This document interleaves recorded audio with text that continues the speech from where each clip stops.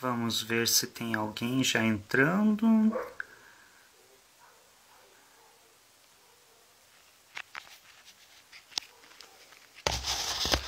Já temos um colega aqui chegando. Mais de um. Olá, pessoal, boa noite. Tudo bem com vocês? Olá. Bom vê-los por aqui. Obrigado, Lúcio lá respondendo boa noite. Olá, boa noite. Então, vamos à nossa live de hoje. Que bom vê-los por aqui. Espero que gostem da nossa live, do nosso encontro de hoje. E caso agrade vocês, a gente pode voltar a fazer outros aí, quem sabe mensalmente. Boa noite a Rosângela também. Boa noite. Eu não sei qual é o nome, aqui tá como C.A. Fernandes, escreveu, mas boa noite, eu não sei como que é o nome completo. Boa noite para todos vocês. E como eu disse, se vocês apreciarem a nossa live de hoje, podemos inclusive fazer outras aí mensalmente. Já fizemos uma, essa é a segunda. A Dione falando que está feliz por estar aqui, também estou feliz por vocês estarem aqui. A Camila respondendo quanto ao nome dela, que eu não sabia, C.A. Fernandes Camila. Boa noite, Camila. Boa noite, Solange. E eu vou falar um pouco a respeito do nosso tema de hoje, e aí vocês podem ir mandando perguntas, que conforme eu for conseguindo, eu vou respondendo as perguntas de vocês. Uma das coisas que eu queria já iniciar um pouco aqui falando, e aí se o pessoal que chegar depois acabar perguntando, eu vou apenas dizer que eu já expliquei no início da live o porquê que eu não vou falar sobre um determinado assunto. Imagino que todos vocês estão cientes de um crime recente que aconteceu no Brasil, de uma criança que foi espancada até a morte, algo bem pesado e bem complicado. E isso, claro, ganhou destaque, ganhou a mídia, e como sempre a mídia é campeã em usar crimes hediondos para se promover, para ganhar dinheiro.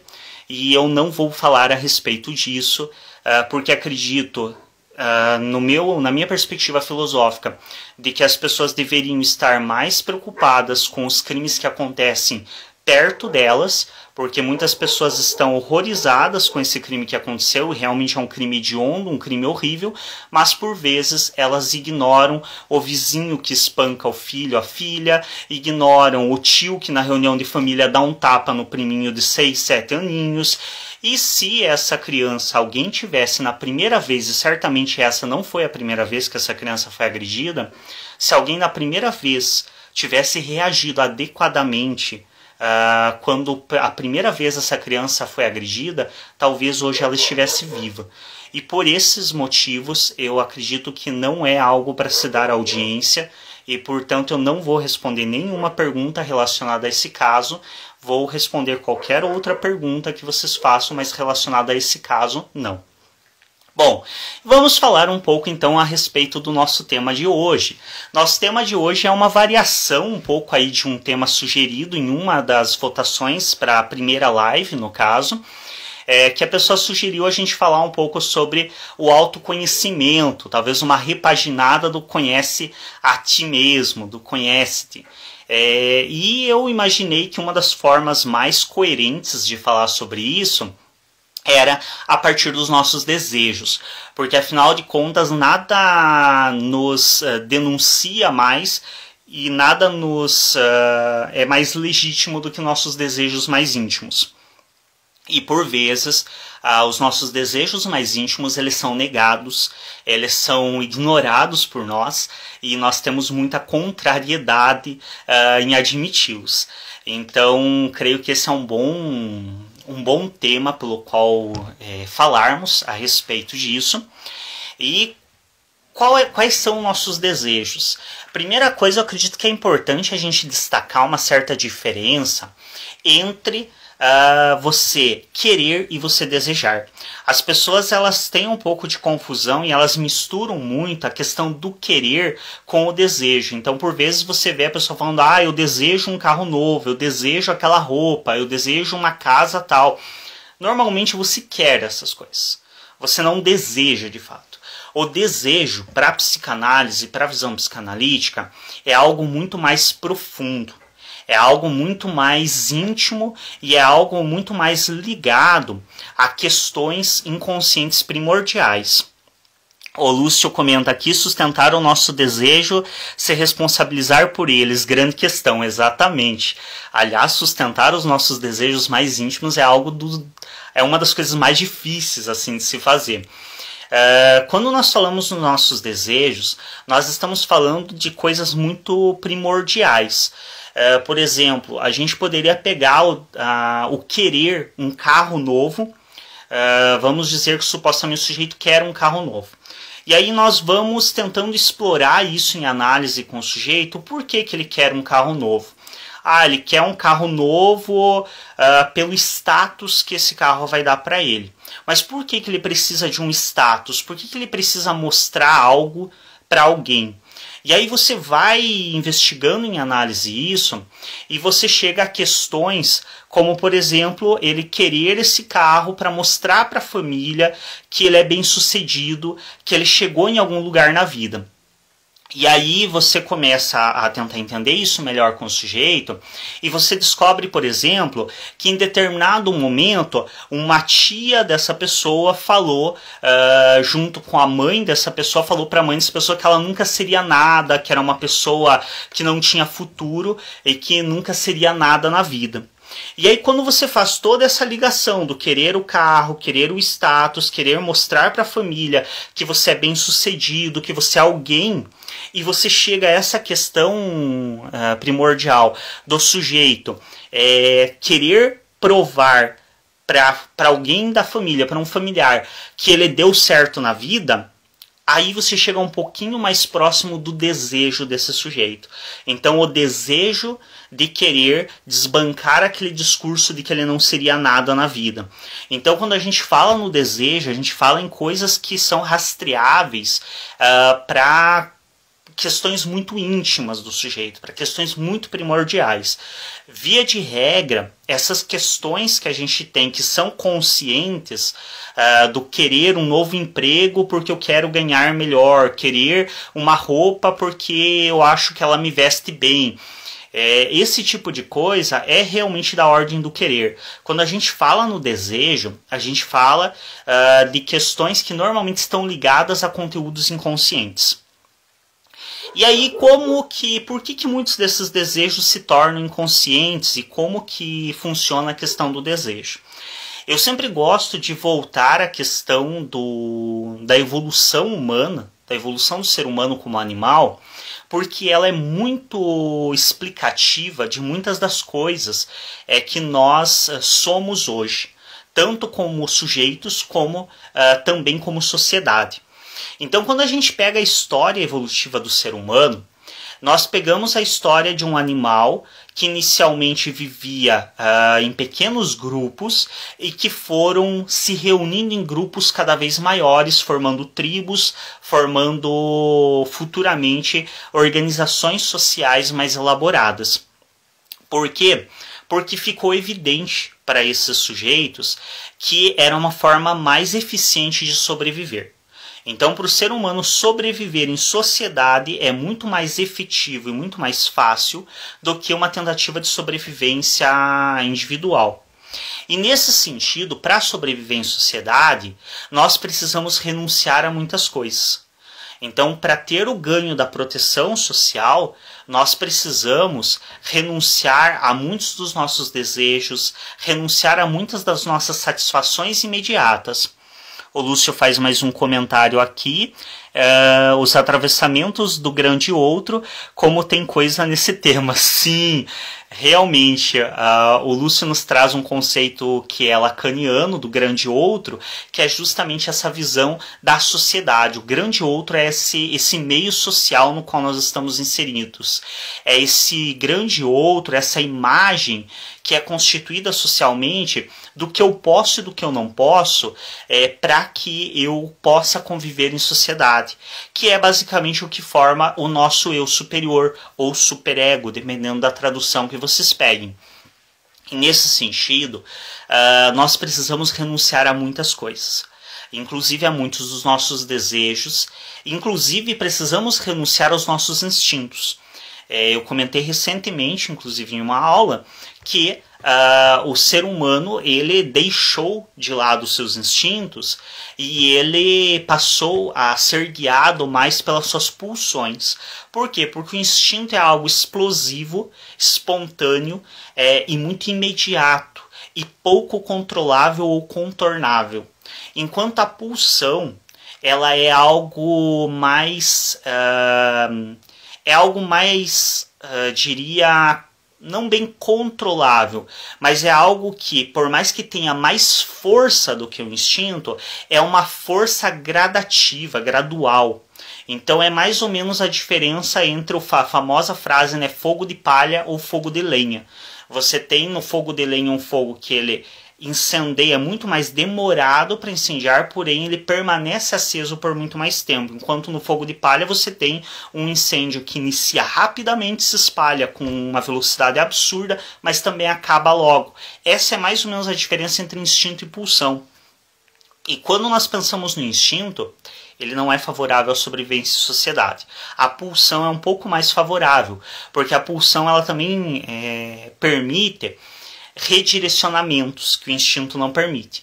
Então, se você tem fome, por exemplo, se o teu instinto é de fome, ele só pode ser sanado com a alimentação. Não há outra forma de você desviar esse instinto, de você arrumar um outro caminho para esse instinto. Enquanto na pulsão você consegue arrumar substitutos que são razoavelmente aceitos. Por isso que, por exemplo, quando a gente está com muita raiva de uma pessoa e nós desejamos, por vezes, agredi-la fisicamente, nós nos contentamos com apenas desacatá-la verbalmente. Por quê? Justamente porque isso é uma pulsão que se satisfaz com um análogo da agressão física. Então você tem um análogo, que é a agressão verbal, e você, em parte, consegue se satisfazer o suficiente para não partir para a agressão física. Tudo isso são mecanismos que o nosso psiquismo encontrou para conseguir sobreviver em sociedade, para conseguir ter uma vida social aceitável e adequada. O Lúcio nos comenta que o instinto mais parte do id, pulsão mais parte do ego. É um acréscimo bem importante aí que o Lúcio nos faz. Então, nesse sentido, também boa parte dos nossos desejos, eles acabam sendo reprimidos ou substituídos. Como eu comentei nesse caso, que o desejo da agressão física, ele é substituído por uma agressão verbal, que talvez seja mais aceito socialmente e mais aceito pelo próprio sujeito. Muitos outros desejos ocorrem da mesma forma. E o que acontece? Esses desejos que são reprimidos, por vezes, eles se satisfazem com esses análogos. Então, por vezes, você só xingar a pessoa já te satisfaz em um nível que aquilo deixa de se fazer questão. Mas em outros momentos, a ofensa que você se considera tão ofendido pelaquela ação da pessoa, que só esse análogo não basta. E aí você fica remoendo por vezes o dia todo o que aquela pessoa te fez. Por quê? Porque esse análogo da agressão verbal não foi o suficiente para satisfazer o desejo da agressão física, o desejo por vezes de exterminar o outro, de tirar o outro de cena, de tirar a vida do outro. E esses desejos nós podemos encontrar a partir e através do processo de análise. Uma coisa interessante para identificarmos os nossos desejos e até mesmo das pessoas que estão ao nosso entorno, quando vocês ouvem aquela frase típica, a pessoa diz algo e fala, mas eu estou brincando, não, mas isso é só brincadeira. Inclusive Freud nos define muito bem isso, que quando o sujeito diz isso, isso é só brincadeira, talvez esse sujeito tenha falado nesse momento uma das maiores verdades que ele poderia ter dito em toda a conversa. Então, sempre que nós falamos que algo que acabamos de dizer é só brincadeira, sempre que nós falamos que imagina, eu jamais faria isso, eu falo da boca para fora, na maioria das vezes, aqui está indícios dos nossos desejos. Aliás, às vezes a gente vê isso na prática. Quantas vezes, não sei vocês, mas eu por vezes vi isso, da pessoa falar: ah, eu nunca ficaria com ela, imagina, eu nunca ia ter nada com essa pessoa, da onde? E aí, depois de um mês, você vê o belo casal formado. Então, muitas vezes essa negação, esse movimento que as pessoas fazem é justamente indício dos seus desejos. E os desejos mais íntimos nossos são muito difíceis de serem acessados, porque normalmente eles estão relacionados com coisas igualmente repulsivas e igualmente problemáticas para a vida social. O Lúcio comentando mais uma frase lacaniana: sou onde não penso. Essa é uma frase bem interessante do Lacan, que é relacionada inclusive à contradição da máxima descartiana, né, que é penso, existo, e Lacan vem retomando Freud e diz: não, eu existo onde eu não penso, que é um aspecto bem interessante. E isso também eu desejo aonde eu não penso. Então, e muitas vezes eu não consigo pensar sobre o meu desejo. Então essa ligação, e por isso está inconsciente, e por isso a maioria dos nossos desejos mais íntimos nós vamos encontrar no inconsciente, também esse é o motivo deles nos serem por vezes inacessíveis. Então por vezes os nossos desejos mais íntimos, a maioria dos nossos desejos mais íntimos, são inacessíveis. A Dione está falando que travou, para o resto do pessoal travou também. Vocês estão me ouvindo bem? Como que tá aí? Se alguém puder digitar aí para mim um retorno, uma mensagem. Vocês estão conseguindo ouvir bem? Sim, não? Pessoal, estão me ouvindo bem? Oi? Para mim ok, normal aqui. Então acho que é a internet da nossa colega que deu algum problema. Então, esses desejos mais íntimos, ela comentando que acho que foi a rede dela mesmo. Esses desejos mais íntimos que nós temos, na maioria das vezes, eles só vão ser acessíveis a partir do processo de análise.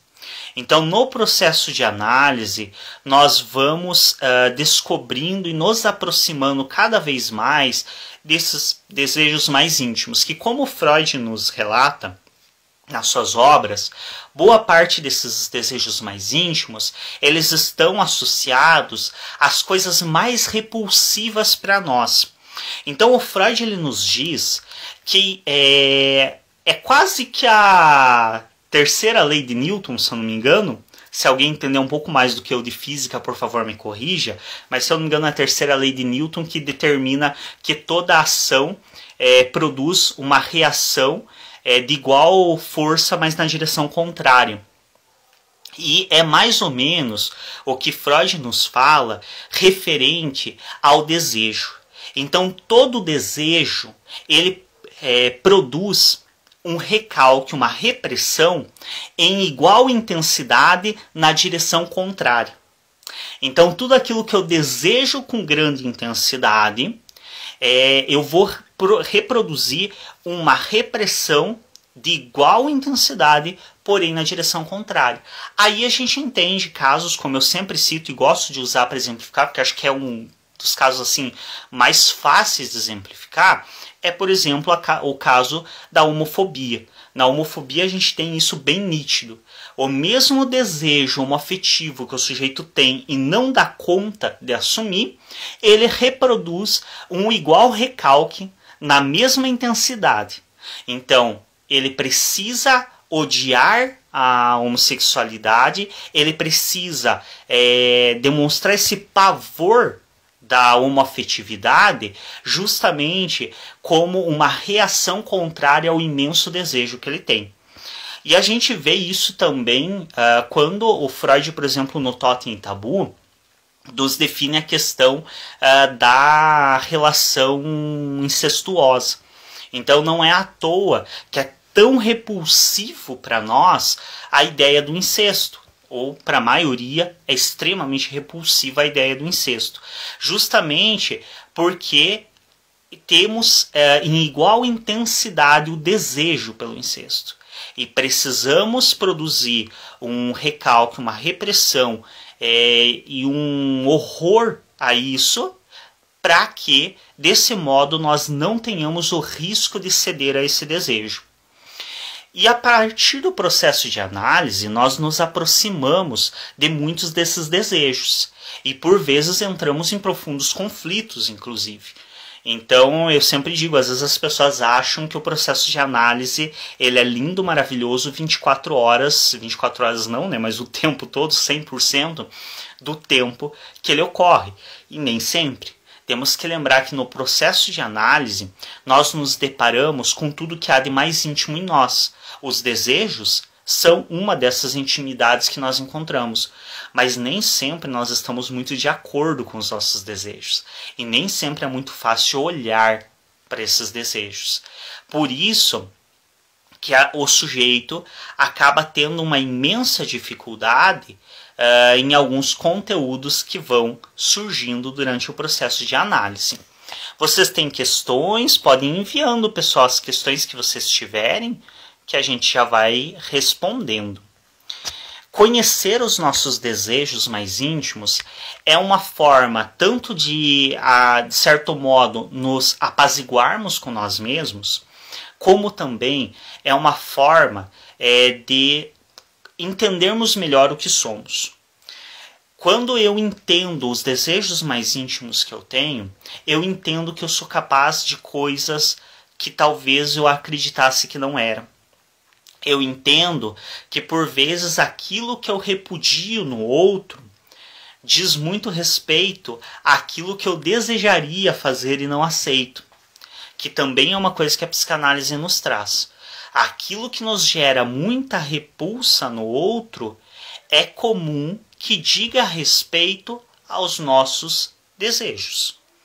Então, ao me conhecer desse modo, através do processo de análise, eu não preciso investir mais tanta energia nessa repressão e eu consigo investir energia em outras coisas.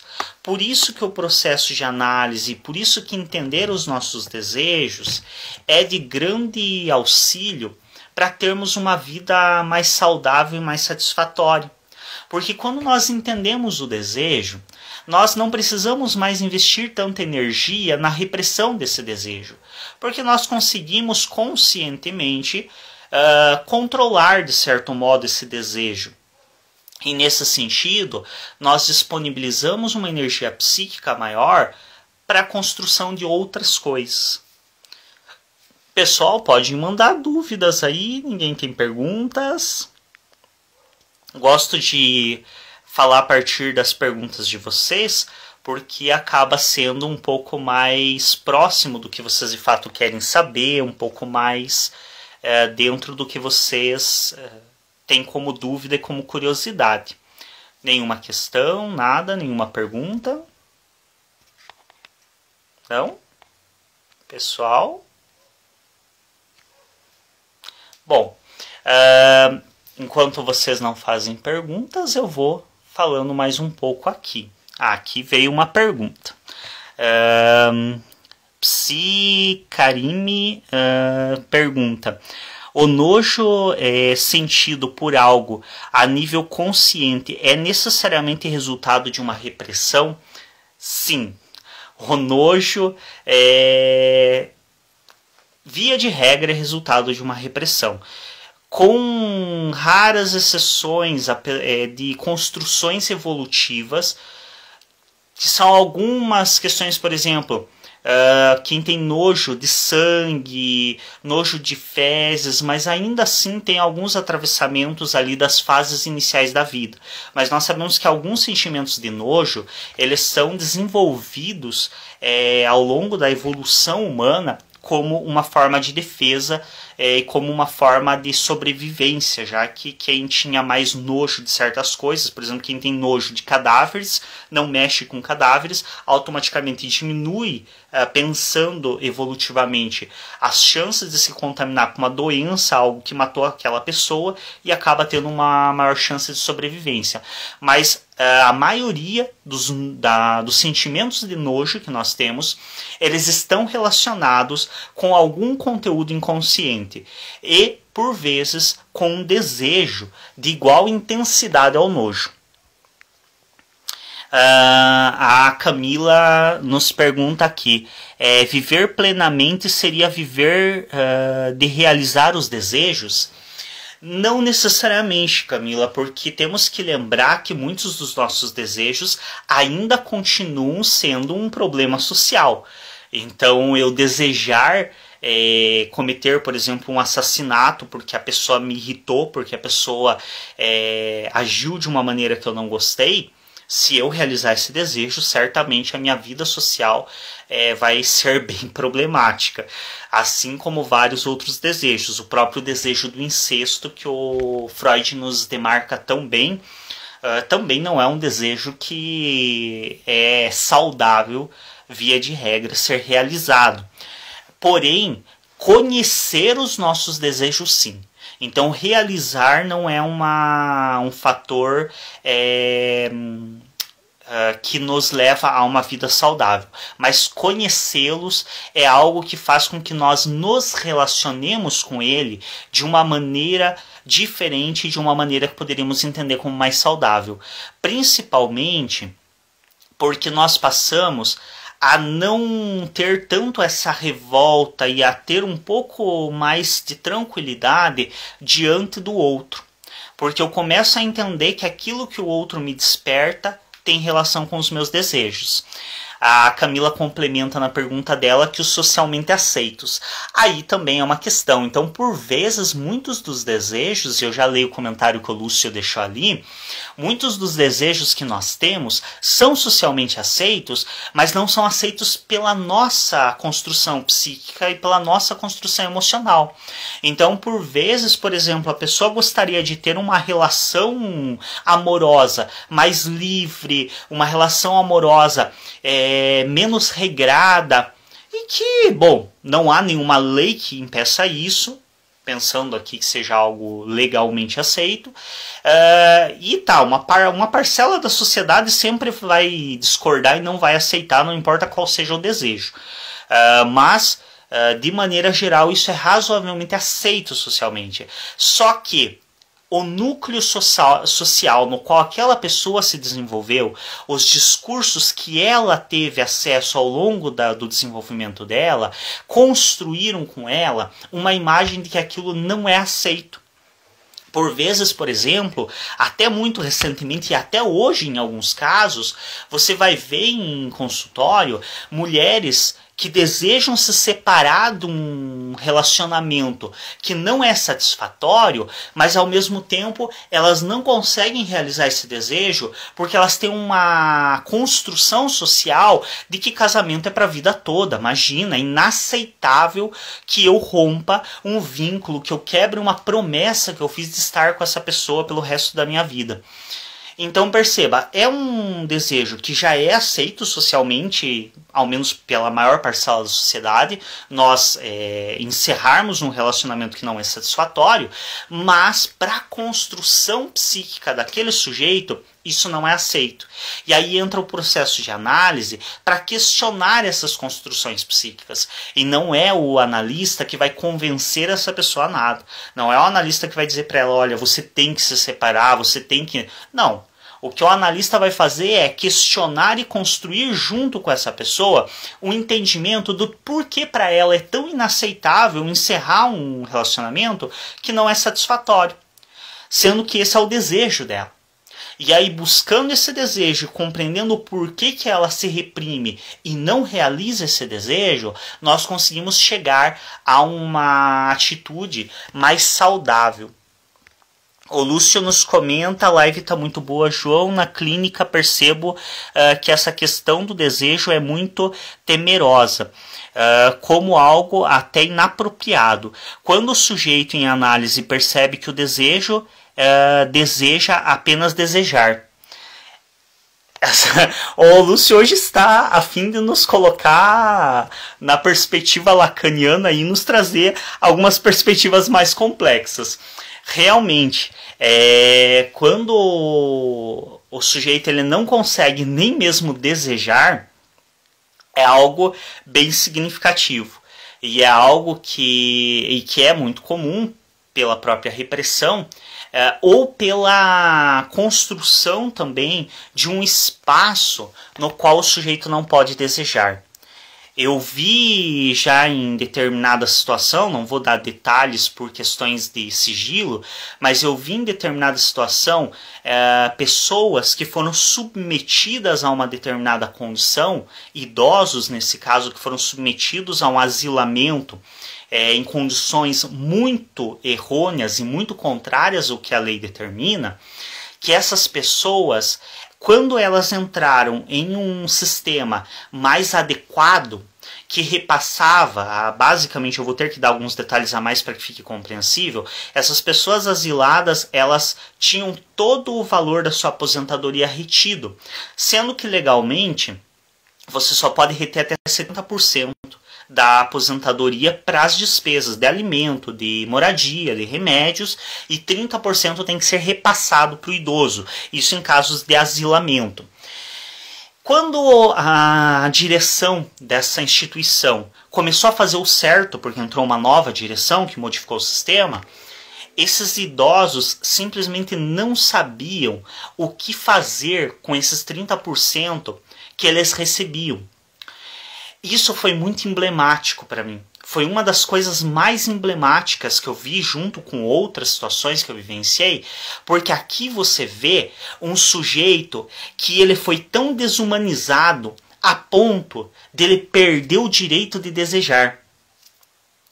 E aí é assim de uma violência para alguém que tem um olhar psicanalítico e coloca o desejo numa relevância tão grande, é de uma violência absurda.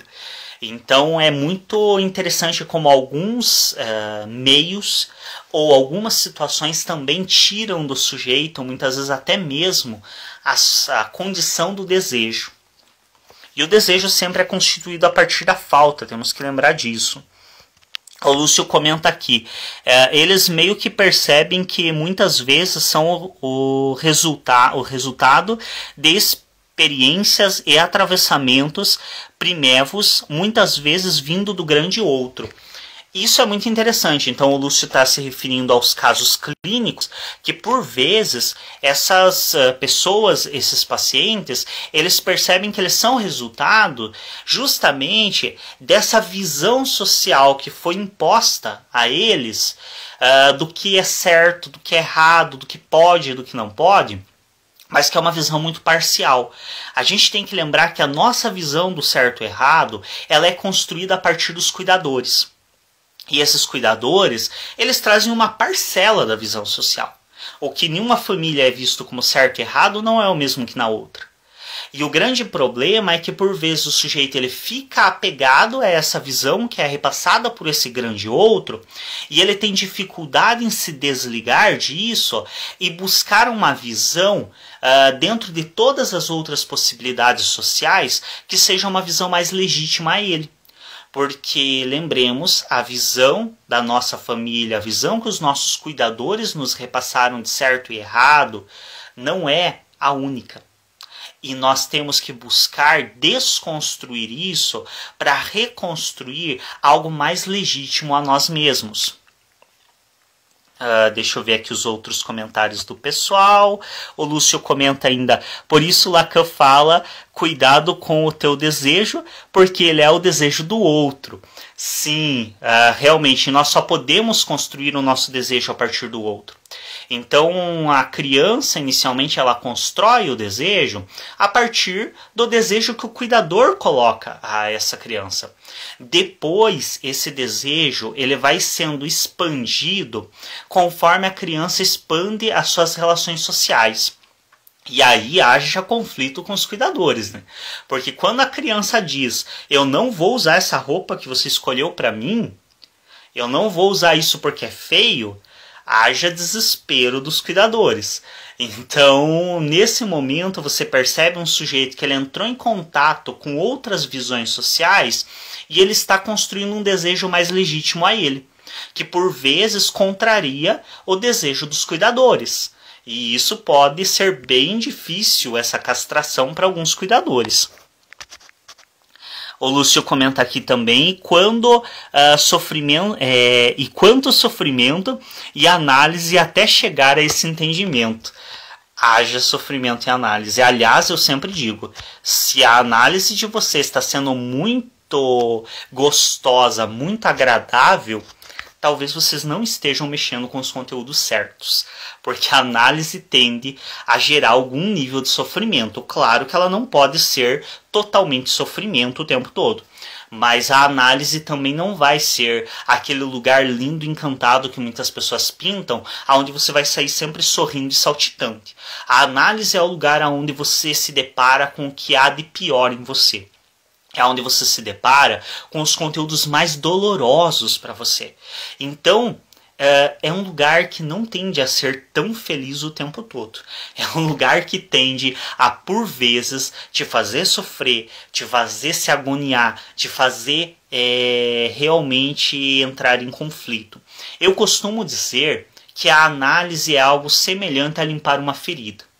A gente sabe que é necessário para não infeccionar. Mas é difícil dizer que é gostoso você esfregar antisséptico ou água e sabão em um esfolado, em uma ferida no vivo. Mas a gente sabe que é necessário e a gente sabe o porquê. A gente sabe que enquanto o sujeito não lidar com os conflitos dele, ele vai viver escravo.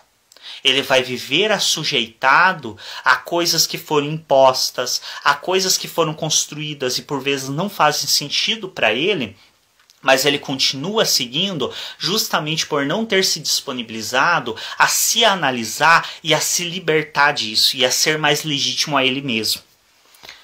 Vamos lendo os comentários e perguntas do nosso pessoal aqui. Vamos lá. Cruz Ribeiro, imagino algo assim, nos pergunta aqui ou faz um comentário. Mestre, quando a pessoa existe dentro dela próprio, consegue limitar o desejo? Exemplo, tem pessoa que por ter uma condição suficiente para viver não tem outro desejo? Não sei se eu compreendi bem a pergunta, mas creio que você questiona se a pessoa ela pode se satisfazer a tal nível de não desejar. Seria isso? Se não for, torna a perguntar que a gente busca compreender. A princípio eu tive essa compreensão do questionamento, que se a pessoa consegue atingir um certo nível do desejo, se ela pode não passar a não desejar. Eu diria que não. Se esse for o sentido da pergunta, a pessoa não tem como deixar de desejar, porque isso seria a morte. O desejo, ele é intrínseco à vida. É preciso desejar para viver. Então nós nunca estaremos plenamente satisfeitos. Nós sempre teremos um desejo maior, nós sempre teremos outro desejo, porque isso é fator primordial para vivermos. E por que nós desejamos? Nós desejamos pela falta. De onde vem o nosso desejo? O nosso desejo vem da primeira ilusão que nós temos na nossa vida, que é a conexão com a nossa função materna. Aquela conexão que o sujeitinho lá, recém-nascido, acredita inconscientemente que ele tem com aquele provedor que alimenta, que dá carinho, que dá afeto. Essa ligação que nós acreditamos ter, essa ligação com o que nos complementa, com o que nos supre, essa ligação é rompida. Ao menos na maioria das relações saudáveis, espera que isso seja rompido. Então essa mãe não está à disposição dessa criança o tempo todo. E acontece o processo de castração, esse rompimento desse vínculo do bebê com a função materna. Seja essa função materna homem, mulher, a genitora, a tia que cuida, a avó, o avô. Então lembre-se, quem cumpre a função materna da criança é quem presta cuidados a ela, indiferente se é a genitora, se é pais adotivos, é quem cumpre essa função. E quando há esse rompimento com essa função, ocorre essa grande falta. E que nós passamos o resto da vida tentando suprir. Não é à toa que as pessoas se relacionam com outras e dizem que eu busco alguém que me complemente, eu busco a outra metade da laranja, eu busco a tampa da panela. Aliás, essa é antiga pra caramba. Se você conhece esse ditado, sinto em te dizer, mas você está um pouquinho com idade, porque é um ditado da época, inclusive, dos meus avós. Esse tipo de frase é comum, por quê? Porque nós estamos em busca desse outro que nos foi roubado. Nós estamos em busca desse outro que na verdade é fantasioso, é imaginário, porque na realidade nós nunca tivemos esse vínculo de fato com a função materna. A função materna ela nos supre até um certo nível. Existe um nível que ela não tem mais como, porque é um outro sujeito que precisa viver, precisa cuidar das suas coisas, precisa trabalhar, precisa fazer outras atividades. Então na realidade esse bebê ele nunca teve esse vínculo tão profundo quanto ele sente com a função materna. Mas ele sente como se esse vínculo tivesse sido roubado. Que aí é esse imaginário desse outro que me complementava e que eu perdi. E através disso se constrói o desejo. A Solange comenta aqui, perder o desejo de desejar profundo isso, realmente. Essa assim, é uma das situações, aliás, nessa mesma época que eu me deparei com essa instituição, eu me deparei com outra instituição que também foi extremamente impactante, algo que eu vivenciei ali dentro, que era uma instituição de abrigo de crianças que o Estado retirou a guarda da família. Hoje eu posso falar um pouco mais livremente sobre isso porque está um pouco distante temporalmente, então por questões éticas eu posso falar de uma maneira mais tranquila porque dificilmente será identificado quais instituições eram essas. Mas nessa instituição, uma das coisas que me chamou a atenção, e dada a minha ignorância na época, foi o fato de que as crianças transitavam livremente pela instituição, iam para a escola sozinhas, voltavam. E aí eu questionei para o diretor dessa instituição, mas não acontece das famílias virem buscar essas crianças, porque a criança sai livremente, continua indo para a mesma escola. Na minha mente, foi retirada a guarda da criança dos pais, os pais vão ir atrás de querer recuperar essa criança, porque afinal de contas, essa criança está ali livre, caminhando no seu dia a dia. E aí a resposta simples desse diretor foi: as crianças que estão aqui estão porque ninguém quer elas. Essa talvez foi, entre essa situação que eu relatei antes e essa, foram duas das situações mais impactantes que eu tive, talvez até hoje na minha vida profissional. Percebam também o nível dessa fala, que demonstra um sujeito que não é desejado por quem esperava-se que o desejasse. E aí, lembrando a fala do nosso colega Lúcio, ser desejado pelo outro é fator indispensável para construir o nosso próprio desejo. Então imagine o que é para essas crianças que não foram desejadas, que nem mesmo conseguiam ser desejadas pelos cuidadores que deveriam ser as pessoas a desejá-las. Então certamente isso também é de grande impacto para a construção do desejo desses sujeitos. A Viviane aqui, creio que é esse o nome dela, a Vivi, nos comenta, e quantas relações conjugais também tiram de um dos cônjuges, geralmente a mulher, o desejo de desejar. De fato, é muito comum, infelizmente, em relações abusivas, que ocorra esse tipo de situação, na qual uma pessoa se acha no direito de retirar do outro a possibilidade do desejo. Isso é bem problemático e bem preocupante. Aliás, por vezes a gente, no trabalho terapêutico, tem que justamente reverter isso. Então, no trabalho de análise, muitas vezes você pega um sujeito que vivenciou uma relação abusiva, que ele já não consegue mais se encontrar com o desejo dele, porque ele foi tão reprimido por um outro, e isso nós podemos falar em relações abusivas conjugais, como é aqui o caso que a Vivi nos apresenta e nos traz, ou nós podemos falar também em relações abusivas com cuidadores, que também acontece. Então também acontece de algumas relações abusivas com cuidadores, ou seja, pais que mantêm uma relação abusiva com os filhos, ao nível de roubar desse sujeito a capacidade de desejar. E aí nós, no processo de análise, temos que reconstruir com esse sujeito o caminho até os desejos dele, como se uma ponte tivesse sido rompida. E nós precisamos, no processo de análise, reconstruir essa ponte. A Camila nos pergunta: podemos considerar que a religião é a maior criadora de recalques e neuroses? Certamente, Camila. Certamente a moral religiosa é muito contribuinte para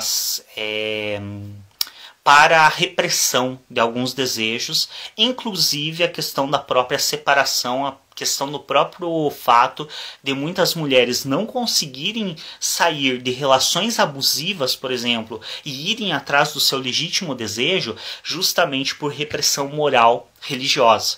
E aí cabe também a delicadeza no trabalho analítico do analista entender que a função dele não é destruir crenças religiosas de ninguém, mas sim buscar uma forma de ver essas crenças religiosas de outras perspectivas. Porque nós sabemos que nós temos diferentes maneiras de olhar para a religião e para as crenças religiosas. E muitas vezes, dentro da própria crença do sujeito, levando ele a olhar para a sua religião e para as suas crenças de um outro modo, esse sujeito consegue construir uma outra relação com esse desejo que não seja de tanta repressão. Aliás, para quem tiver interesse, o Freud tem uma obra muito interessante na qual ele fala sobre essas questões religiosas, que é O Futuro de uma Ilusão.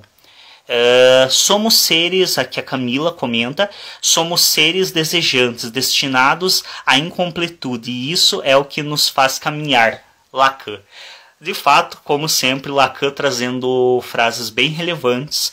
Então é isso, como eu havia comentado anteriormente, nós somos movidos pelo fato de sermos seres faltantes.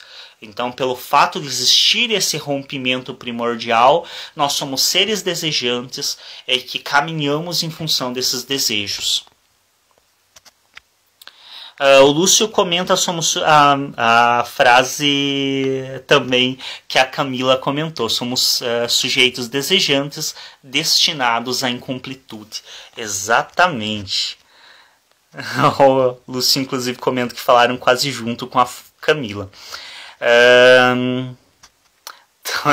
A Solange brincando com relação à tampa da panela, que eu comentei.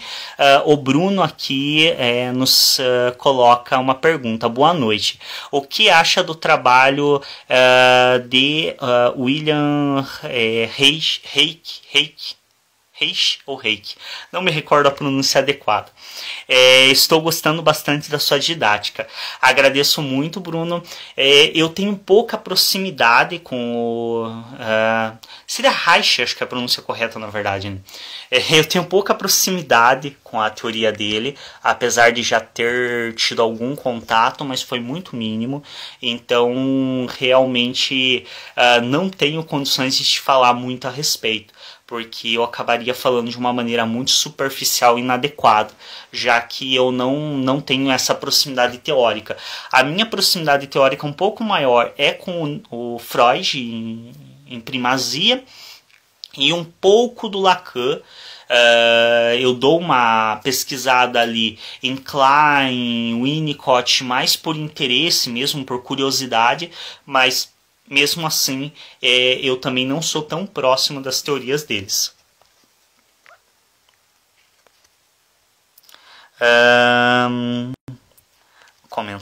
Comentários, vamos ver aqui. O desejo é igual a essa música. Lindo de viver, estou morrendo de saudades de você. Busca algo que só existe para ele e que não tem fim. Bem por aí. Aliás, nós sempre o que nós construímos no nosso desejo faz parte das nossas fantasias.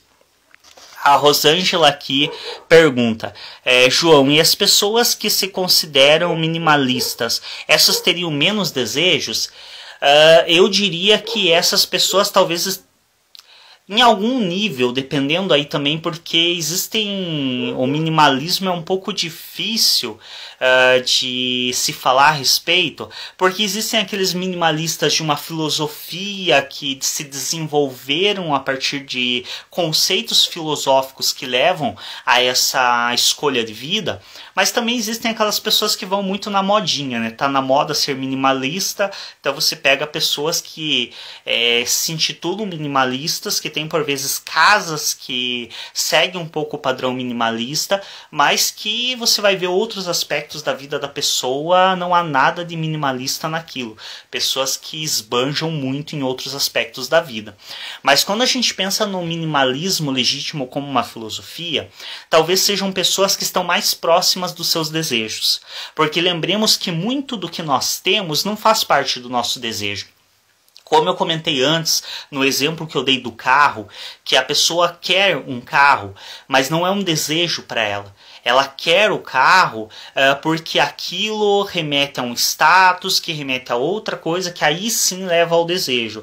Então talvez quando a pessoa ela se aproxima mais dos seus desejos legítimos, ela não precisa de todas essas pontes intermediárias. E aí, talvez por isso ela consegue abrir mão de muita coisa. Porque ela não precisa mais de todo esse movimento intermediário para chegar aos seus desejos.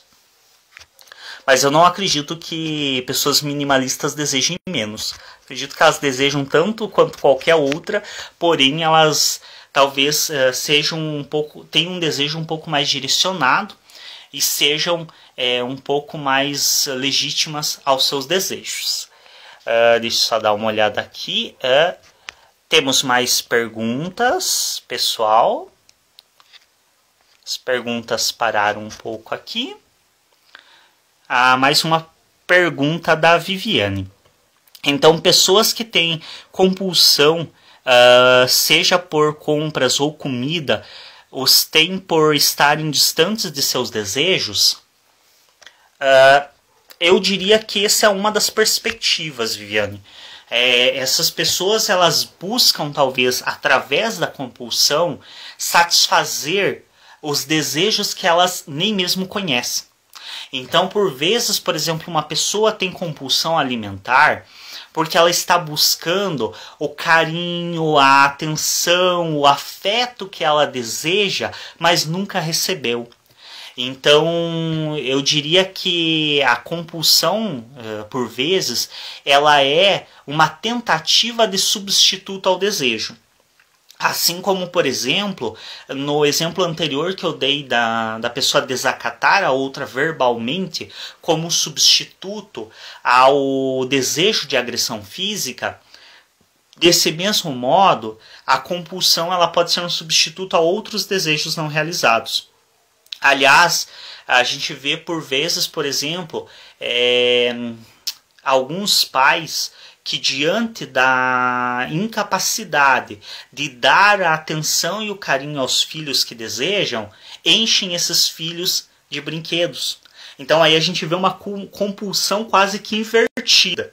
Esses cuidadores, eles enchem a criança de brinquedos, eles têm uma compulsão por presentear materialmente a criança, justamente pela falta pela incapacidade, pela falta de preparo de conseguir estar com essa criança afetivamente. Então perceba que aqui no sentido quase inverso a gente tem quase que uma denúncia do desejo.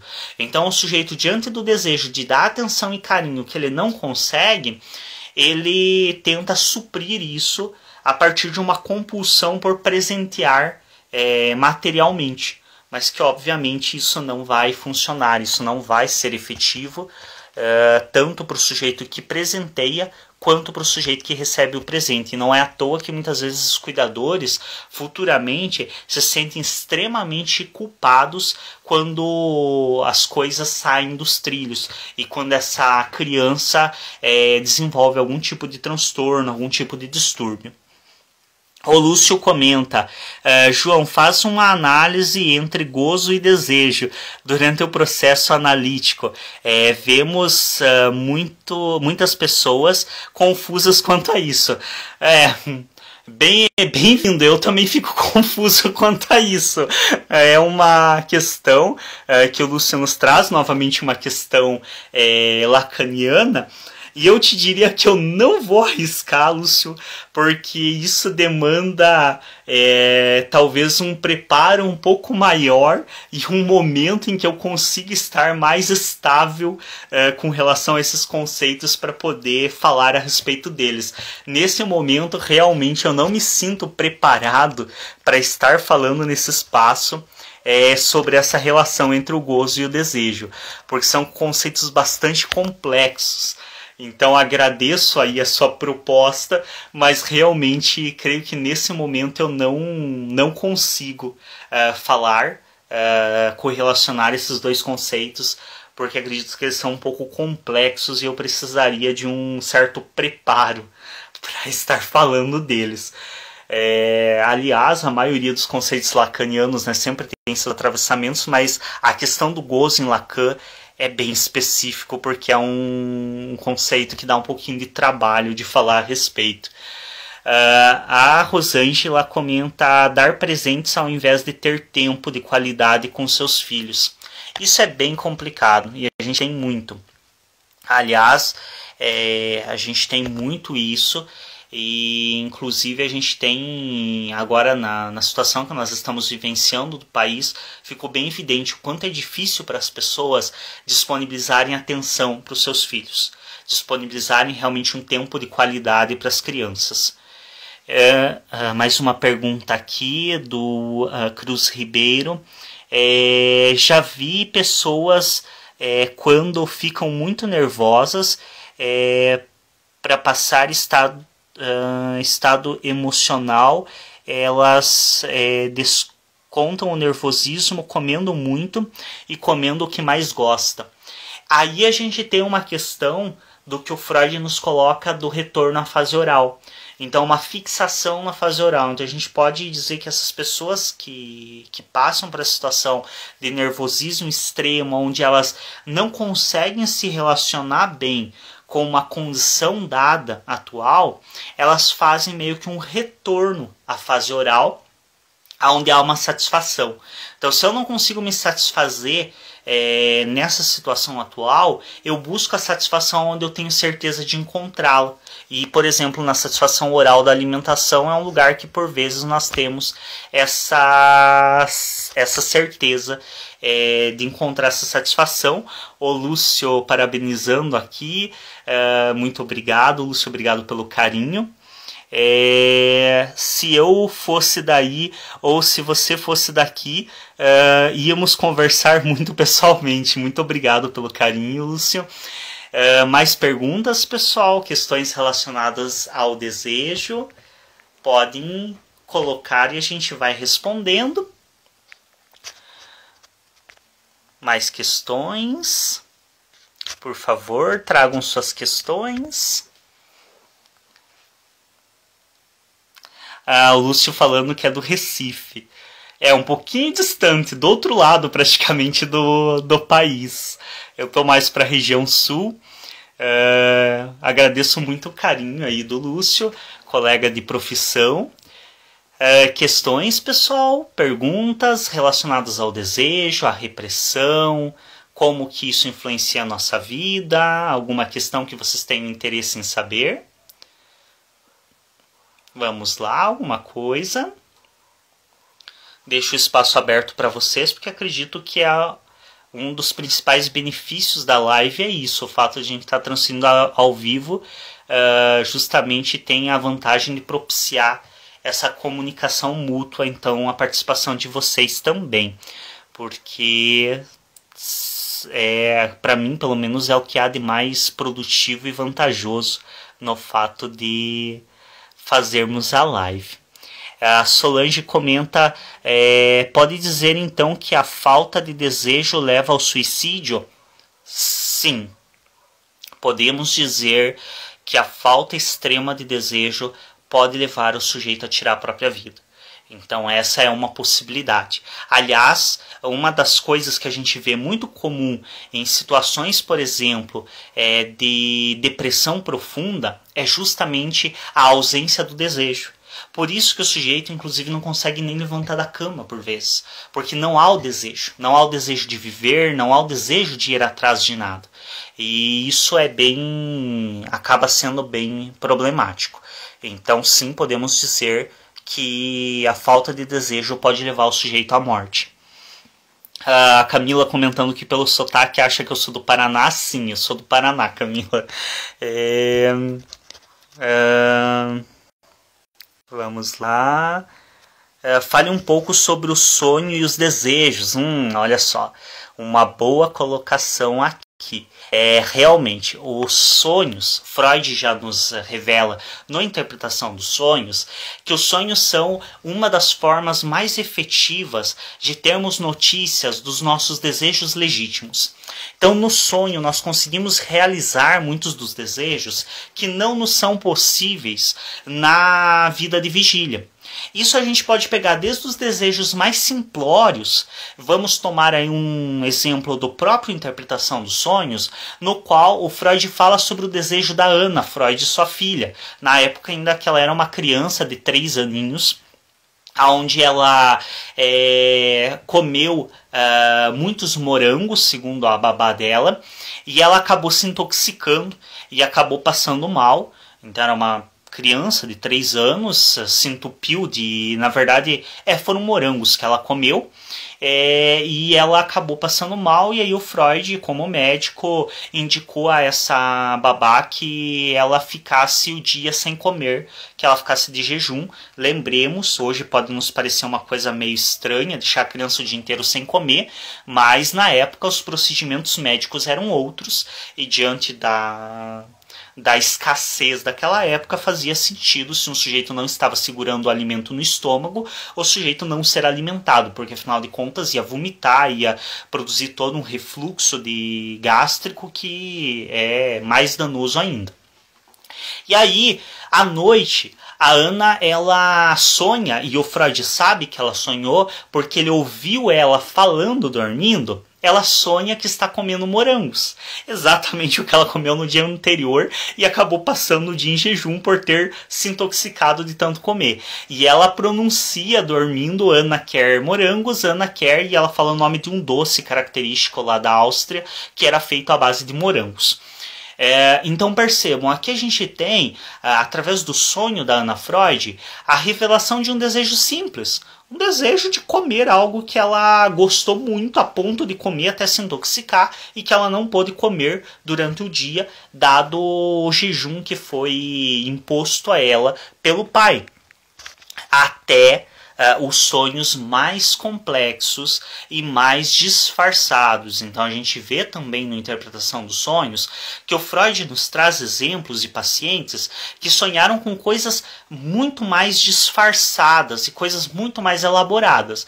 Um dos exemplos que eu gosto é de uma mulher que chega para o Freud e relata um sonho no qual ela sonhou que queria dar um jantar para uma amiga. E quando ela vai tentar comprar as coisas para fazer o jantar para essa amiga, isso tudo em sonho, ela não consegue encontrar nada aberto para comprar. Existem alguns detalhes desse sonho, eu recomendo que vocês vão no Interpretação Ler ele completo, porque ele é um sonho muito interessante, mas eu vou omitir alguns detalhes para não me estender muito, então eu vou pegar apenas uma questão parcial desse sonho. E ela não consegue encontrar nada para comprar, e ela volta para casa e tudo que ela tem é um pedaço velho de salmão, e ela então acaba decidindo que é melhor ela não fazer o jantar para a amiga, porque afinal de contas ela não poderia dar um jantar decente, então era melhor nem fazer nada. E aí ela diz para o Freud, você diz que o sonho é uma satisfação do desejo, porque isso é uma das coisas que o Freud nos diz.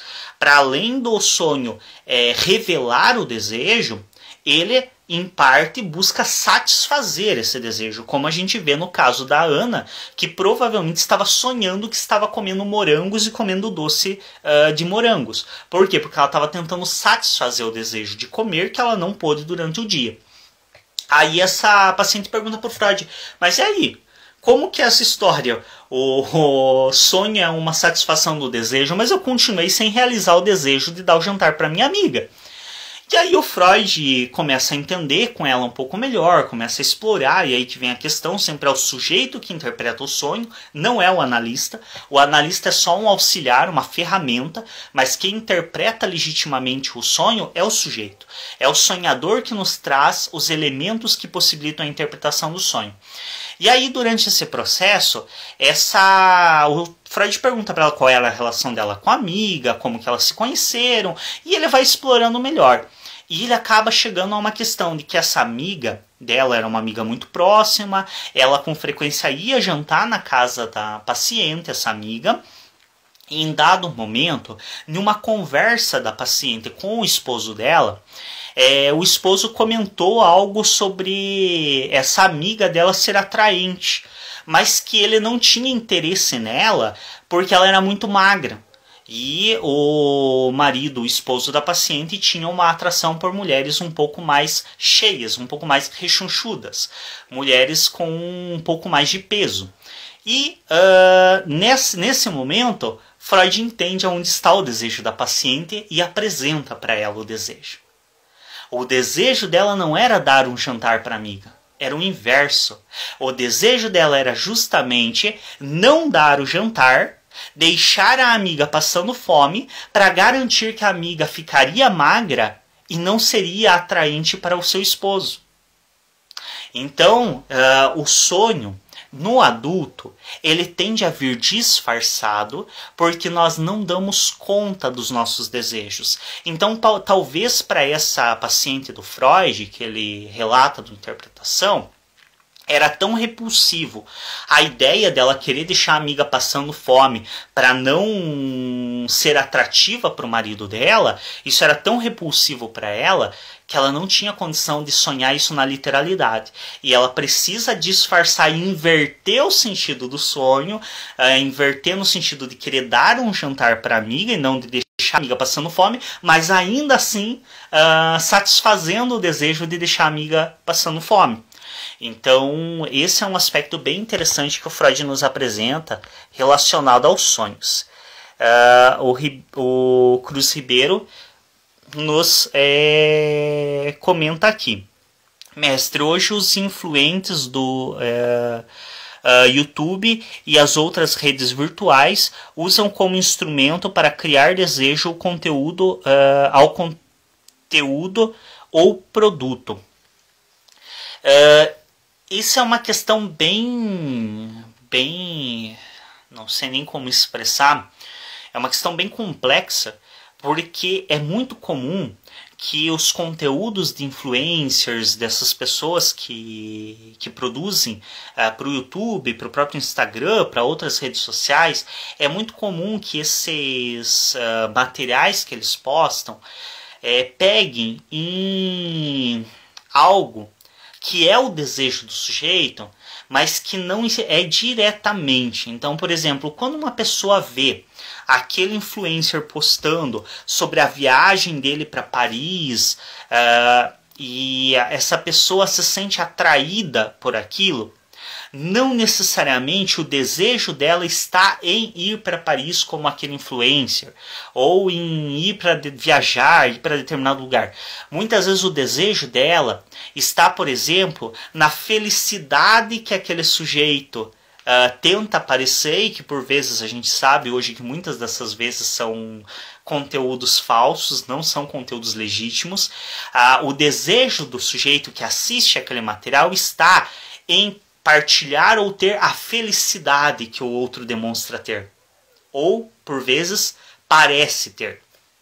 Aliás, uma das coisas muito interessantes e que eu já mencionei em outros espaços é quando a gente pega, por exemplo, aquelas propagandas. Quando você pega propagandas, e aí a famosa, que ficou muito famosa até por sátiras, inclusive alguns canais do YouTube famosos de humor fizeram sátiras com relação, por exemplo, à propaganda de margarina, e ficou muito conhecido até como um termo a se referir à família de propaganda de margarina, como aquela ideia da família perfeita, feliz, alegre. Muitas propagandas fazem isso. Elas pegam no desejo do sujeito, mas o desejo ele não é apanhado pelo produto anunciado.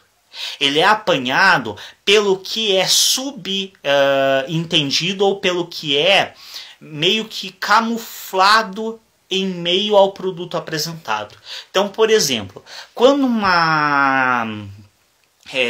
uma empresa de viagens, de turismo, ela apresenta aquele pacote turístico do casal lindo, feliz, em uma paisagem maravilhosa, se abraçando, se beijando no pôr do sol, aquela imagem tão romantizada. Quando uma indústria de turismo ela apresenta essa imagem, o que ela está vendendo ali e o que ela está anunciando é a felicidade do casal. Não é a viagem. Então, por isso que apresentar esse produto acaba pegando no desejo do sujeito que assiste. Não porque o desejo dele é viajar, mas porque o desejo dele é aquele relacionamento feliz e satisfatório com o outro. E por vezes a gente vai ver que as pessoas são influenciadas por publicidades, por materiais que justamente vendem esse tipo de desejo. A Solange comenta, ainda bem que pelo menos podemos sonhar, já que nem tudo podemos realizar. Exatamente. E essa é bem a questão do sonho. Nos possibilitar, ao menos parcialmente, realizarmos alguns dos desejos irrealizáveis, ou até impensáveis por vezes. O Lúcio comenta a falsa ideia do desejo de completude. Amar é dar o que não se tem a quem não o quer. Um mundo nisso aqui. Lacan toda aí hoje, né? Pelo visto, os lacanianos hoje estão a toda. Porque também é uma frase lacaniana. Amar é dar o que não se tem a quem não o quer. Isso é uma frase bem interessante também do Lacan. Galera do marketing pega pesado, bem isso. Galera do marketing vende o que não entrega. Então, por vezes, você vende a felicidade da família da propaganda de margarina. Mas você está vendendo um negócio que às vezes produz colesterol e não família. O Lúcio comenta, verdade, João, essa questão dos influencers é mesmo incrível e preocupante. Tem uma frase monumental de Rossandro, eu não sei a pronúncia desse nome, não me recordo se eu já o ouvi, talvez sim, mas não me recordo. Temos que ter cuidado ao comprarmos o nosso bastidor com o palco do outro. Realmente é bem complicado essas questões. O Lúcio também comenta palco montadinho, antecipadamente, montadinho e perfeitinho. Sim, é bem, e normalmente um palco, por vezes, para uma atuação bem mediana. Então a gente tem assim, essa questão dos influencers, ela tem sido bem preocupante, porque ela desperta desejos que o outro nem mesmo compreende por vezes, e coisas que os próprios influencers não têm. Então eles despertam no outro um desejo que eles mesmos não estão satisfazendo, e as pessoas por vezes não enxergam isso. Aliás, a gente já teve recentemente vários materiais demonstrando e desmascarando que a vida que muitos influencers postam não tem relação nenhuma com a vida que eles levam.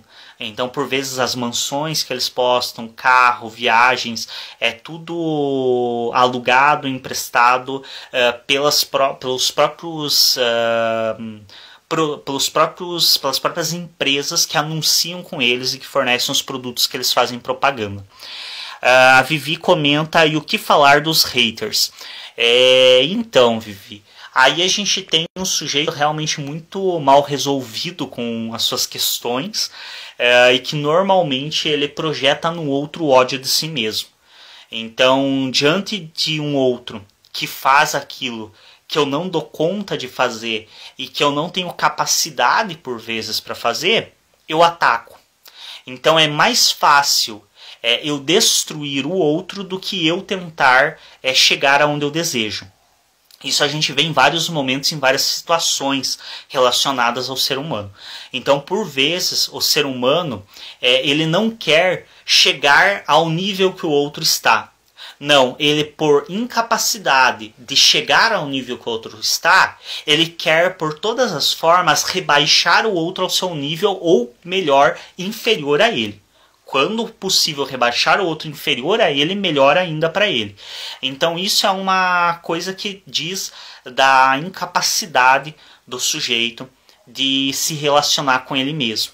E se vocês pegarem a maior parte dessas pessoas que se dedicam a espalhar ódio contra outras, que se dedicam a, por vezes, ir nas páginas das redes sociais da outra para atacar, para falar, são pessoas extremamente mal resolvidas com seus conteúdos. Aliás, via de regra, eu sempre digo, quem é razoavelmente resolvido, bem resolvido ninguém é, mas quem é razoavelmente resolvido com as suas questões, está muito mais preocupado em aproveitar a sua vida e em ser feliz. Pensem em vocês, se vocês podem ser felizes ou produzir conteúdo, se vocês têm capacidade para fazer conteúdo de vocês mesmos, coisas que vocês gostam, que anima vocês, vocês vão se dar o trabalho de se preocupar com o que o outro está fazendo? Geralmente não. Geralmente essas pessoas elas estão muito mal resolvidas com elas mesmas. O Marcos comenta: olá, Vitor, tenta esclarecer um dia desses conosco sobre a condição da inteligência artificial enquanto a ética das decisões humanas baseadas em softwares de computador. Um conteúdo bem interessante, um conteúdo um tanto quanto inusitado e que eu preciso me preparar para falar a respeito, porque não é tão comum ao meu dia a dia, mas é uma boa sugestão aí de tema a ser votado para nossa próxima live. Além do princípio do prazer, apresenta o prazer no desprazer. Aí talvez a gente entre na questão do princípio da realidade. Não sei se é bem esse sentido que o nosso colega comenta, mas existem, e aí apesar de também existir o ganho do sintoma, aí a gente pode olhar por várias perspectivas essa questão. Se a gente olha pelo ganho do sintoma, o desprazer ou o sofrimento, ele traz algum lucro. O Freud ele nos postula isso, ele diz, porque se é sofrido para o sujeito, se o sintoma custa investimento energético, por que o sujeito é tão apegado ao sintoma? Por que o sujeito que vem para análise tem tanta dificuldade em se livrar do sintoma? Porque o sintoma traz um lucro. Então, sofrer, por vezes, nos traz benefício. porque eu tenho atenção do outro, porque eu tenho privilégios que eu não teria se eu fosse emocionalmente saudável. E aí entendo, não é o fingimento, não é que o sujeito está fingindo sofrer, ele de fato sofre, só que ele não se desapega desse sofrimento justamente porque esse sofrimento traz vantagens, esse sofrimento traz benefícios para ele. Quando a gente fala do princípio de realidade, o Freud ele se pergunta, se nós vivemos em função do prazer, e essa é a primeira postulação dele, o princípio do prazer, por que nós suportamos trabalhar? Sendo que o trabalho, por vezes, não nos traz prazer. Aí falemos de quem não traz prazer. Eu, pessoalmente, tenho muito prazer no meu trabalho. Mas se a pessoa não tem prazer no trabalho, por que ela suporta trabalhar? Porque existe um princípio da realidade que diz a ela que suportar um pequeno desprazer agora pode dar a ela um grande prazer tardio. Então, suportar o desprazer do trabalho, por exemplo, pode dar a ela o prazer do que ela compra com o salário que ela recebe. Não sei se foi esse o sentido da pergunta do nosso colega, mas foi essa a interpretação que eu dei. Nosso outro colega aqui dizendo oi, olá, como está, Hugo? O Lúcio comenta, o gozo na angústia e quem quer deixar de gozar. O Lúcio tá com as questões lacanianas hoje a toda. Também é essa questão do benefício do sintoma. Então, quando a gente fala no sintoma, o sintoma do sujeito ele não é de todo ruim para o sujeito. Sempre há um lucro, sempre há um benefício, sempre há um gozo. Sempre há algo que o beneficia nesse sintoma. Então, por vezes, por exemplo, é o sintoma do sofrimento do sujeito que mantém a relação conjugal dele. E isso faz com que, ele goze nesse sintoma e ele não queira se livrar desse sintoma. Porque, afinal de contas, se livrar desse sintoma, por vezes, é romper com a relação, que é esse sintoma que sustenta. Então, existem sempre esses aspectos. Mais alguma questão, pessoal? Eu acredito que a gente vai já se encaminhando aí para um encerramento, já que já faz um tempinho que estamos aí, também para não alongarmos demais. Já faz aí mais de 1h e 20 que estamos em transmissão. Bom, não estão surgindo mais perguntas. Aqui mais um comentário da Solange. O apego ao sofrimento sendo inconsciente é tratado na psicoterapia. Sim, sempre a gente trata na psicoterapia e aí o sujeito ele vai conseguir se desapegar desse sofrimento, entendendo quais são os benefícios que ele tem por vezes desse sofrimento, e entendendo que, ele consegue muitas vezes chegar a esses benefícios por outros meios que não tão custosos quanto o sofrimento. Porque lembremos, o sofrimento é muito custoso. Aliás, tem uma frase do Freud que é muito interessante, que é quando o sofrimento for maior do que o medo da mudança, o sujeito muda. O nosso colega aqui comentando, mas já acredito que a gente já teve aí um tempinho bom de transmissão. Podemos também deixar aí conteúdos e desejo também para a próxima live, então talvez aí pensarmos para o próximo mês fazer mais um encontro. Agradeço muito, imensamente a todos vocês que estão aqui conosco até o final. Agradeço as pessoas também que passaram aí pelo meio, mas acabaram já saindo pelos seus motivos. Espero reencontrar-lhes em uma próxima transmissão nossa. E enquanto vocês estiverem se fazendo presente e nós tivermos audiência, nós vamos fazendo outras lives aí, talvez uma mensal aí. Fazemos também as votações, então confiram aí sempre a página que a gente vai disponibilizando as votações para que vocês escolham os novos temas que nós vamos abordar em futuras lives. Agradeço muito aí vocês parabenizando pelo encontro. Foi muito bom poder encontrar-lhes aqui essa noite de sábado. Muito obrigado a todos que estão parabenizando. Desejo uma maior frequência de lives, a Camila comenta. Vamos pensando aí, acredito que uma mensal é uma quantidade razoável, porque também, se começarmos a fazer com muita frequência, o pessoal acaba por vezes perdendo um pouco do interesse. Então, acredito que uma mensal aí dá pra gente ir dentro de um volume aceitável, interessante e desejável. Muito obrigado, mais manifestações de carinho aqui dos nossos colegas, parabenizando. Obrigado, professor, muito poderosa live, satisfazer meu desejo por conhecimento.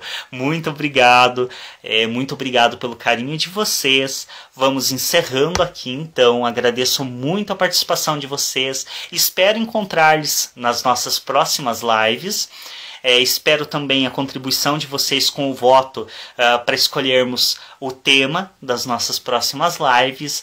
É isso, até mais, uma boa noite de sábado, uma ótima semana que se inicia amanhã. E novamente, agradecendo muito a vocês, até mais, um beijo, muito obrigado a todas as pessoas aí que nos acompanharam e até uma próxima.